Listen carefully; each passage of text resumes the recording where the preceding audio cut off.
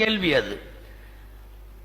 பெரியார்தாசன் திராவிடர் கழக சிந்தனையில இருந்து அவர் முஸ்லிமான காரணத்தால் நிறைய பேர் கடவுள் பக்தியாளர்களும் சரி கடவுள் மறுப்பாளர்களும் சரி அவர் இஸ்லாமை ஏற்றுவிட்டு திரும்பி வந்து சென்னை விமான நிலையத்தில் இறங்குகிற போது பெரியார்தாசன் ஒழிக என்று அத்தனை பேரும் சேர்ந்து நின்று ஒழிக போட்டுக் கொண்டிருந்தார்கள். நான் வெளியிலே வந்தேன். 10 அடி தூரம் நடந்திருப்பேன். அங்கே 10 பேர் ஒரு கொடியோடு முஸ்லிம்கள் நின்று பெரியார்தாசன் வாழ்க என்றார்கள். கொஞ்ச தூரம் நடந்து வந்தேன். இன்னொரு 10 முஸ்லிம்கள் வேறு ஒரு கொடியோடு நின்று அவர்களும் வாழ்க என்றார்கள். அவர் பெரியார்தாசன் அந்த ஜும்மாவில என்ன கேட்கிறார் தெரியுமா? என்னை எதிர்ப்பவனெல்லாம் ஒரு அணியிலே நின்று ஒழிக என்று சொல்லும் போது என்னை வருக வாழ்க என்று கூப்பிட வந்தவர்கள் மட்டும் 10 கம்பங்களுக்கு கீழே 10 கொடிகளோடு நீங்கள் நிற்பது எதனால்? ஏன் உங்களால் ஒன்று திரண்டு ஒரு முஸ்லிமை வரவேற்க முடியாதா என்று அவர் கேட்ட கேள்வி.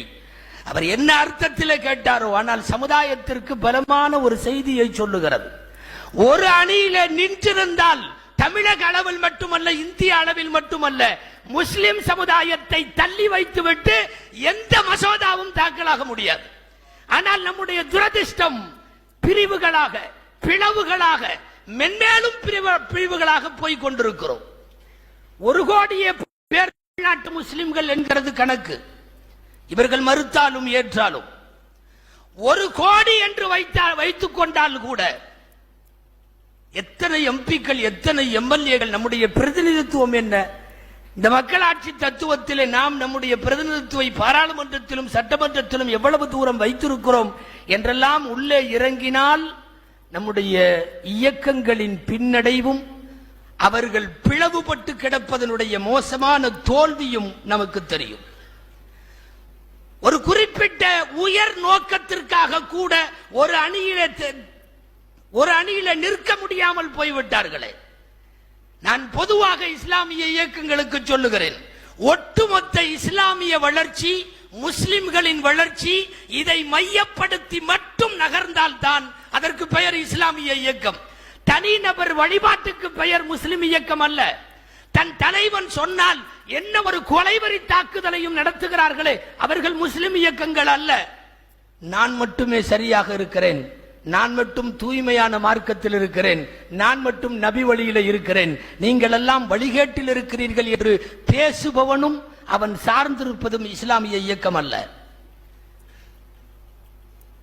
அடுத்த எல்லாரும் வழிகேடர்கள், நான் மட்டுமே சரி என்கிற மனப்பான்மை, இந்த தூய்மைவாதம் தான் சமுதாயத்தை இவ்வளவு தூரம் நாசத்திற்கு கொண்டு வந்து நிறுத்தி இருக்கிறது.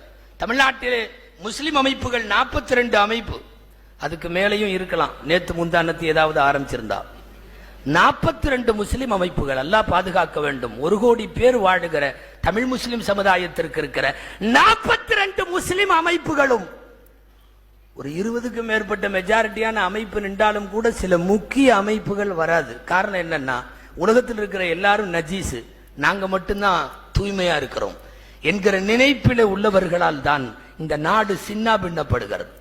நீங்கள் தெளிவாக அடையாளம் தெரிந்து கொள்ள வேண்டும்.